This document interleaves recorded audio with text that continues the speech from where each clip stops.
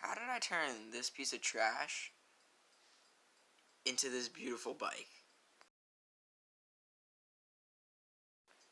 Okay, so we started with something like this. It's not the exact one because I didn't have pictures of that one, but this is still pretty close.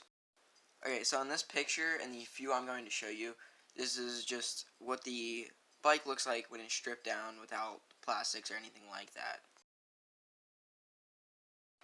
Okay, so in this next part, we combined the frames, made sure that we got the fenders to work with the suspension, especially the rear fender. We got them mounted, and then we painted it. So this is what it looks like without anything on it. This is the bare frame. During this build, we had to do all of the fenders. We had to cut them and shape them because if you notice from this angle, there's a weld across the back fender to get it to hold, and that was really hard to figure out because it had to be straight, and it couldn't be crooked, and it had to work with the suspension, or the rear suspension. It's a single-sided swing arm, so that we had to make sure it all fit and worked together. But also we had to figure out how the seat was going to mount because a normal moped seat does not look right for a bobber. So we had to cut the top off of the mini bike and use that seat.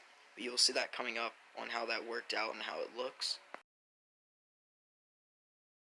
Okay, so looking at this, we hydrated the side case, painted the rims for the tires, got the seat mount pretty well built. The shock mount, it works with the suspension and doesn't hit anything. The gas tank I got for Christmas, and then the fenders we did last. Okay, so then looking at this, you can see the shock, how close it was to the plate on the back and the fender. That's why it took so much time, because we wanted it not to hit and the suspension actually be useful to this bike.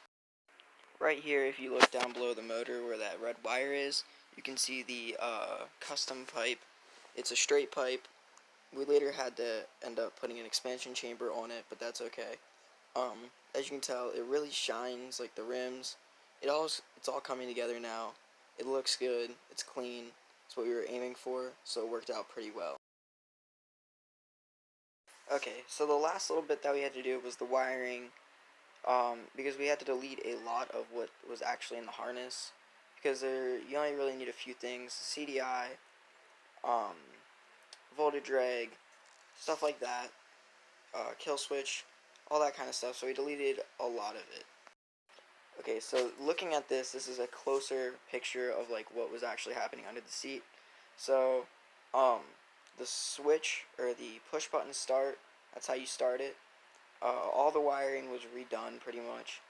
And then if you see the little toggle switch on the other side of that, that is for the headlight that we put on, because it was kind of bare in the front, so we had to use something to fill it.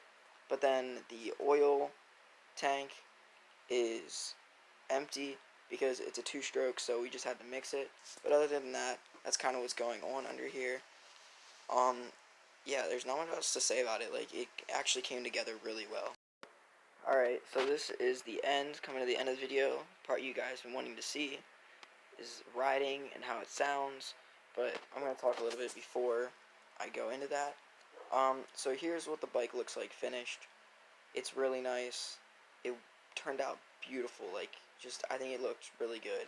The red accents with the black, it all looks really good. So without further ado, I know you guys want to see the riding, so let's get into that.